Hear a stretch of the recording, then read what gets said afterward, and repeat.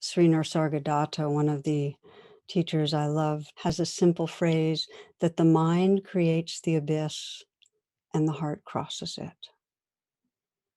The mind creates the abyss and the heart crosses it, that our thinking separates us. And if we don't have a grounding connection, it gives rise to the shadow side of the masculine. And by that, I mean that we approach the world by objectifying it. We're seeking to, in some way, control, dominate, master. And when life or another being or part of life is an object, it's not a part of us. We can violate it. And that's what happens. I shared in, I think it was Radical Acceptance, my book Radical Acceptance, about my son Narayan on his 6th birthday. I gave him an ant farm and he spent hours watching, with total fascination, these little creatures magically creating their network of tunnels. And he named several of them and followed their struggles and progress closely. And after a few weeks, he showed me the ants' graveyard. He watched as some of them dragged the bodies of their dead comrades and deposited them there. And I remember after that day he showed me that, I picked him up at school and he was really upset. And he told me that on the playground, the kids had been making a game out of stepping on ants. And he was just horrified that they were hurting these friends that he really had bonded with. And I tried to comfort him by explaining that when we really spend time with any living being, as he had with the ants, we find out they're real and there's a relationship that happens. Their life is fragile. They want to stay alive.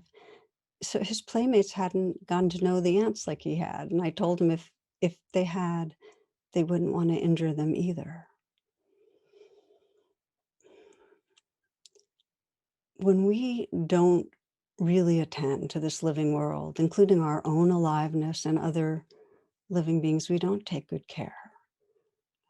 Life becomes this object that we can either ignore or we violate. And it's led to catastrophe on this planet. We know that. We know that we haven't paid attention. We haven't listened to the needs of our earth. And it's led to tormenting billions of non-human animals annually, considering them as an object, as food. And it's led to and sustains racial and other caste systems that are built on ideas of superior and inferior. I mean, I really think a lot of those school children stomping on ants, that when we disconnect from our living world and from the sacredness of what's here, we are so destructive. So the pathway back to connection requires purposefully training our attention. Whatever and whenever we really wholeheartedly attend to the person we're with, or our dog, or the tree in our front yard, or a squirrel on a branch, that living energy becomes more intimate, becomes more of a part of us. Krishnamurti, another spiritual teacher, wrote that to pay attention means we care, which means we really love. To pay attention means we care, which means we really love. Attention is the most basic form of love. So by learning to pay attention to our inner aliveness, becoming embodied into the living world, we fall in love with our world. We want to protect our world as part of our hearts.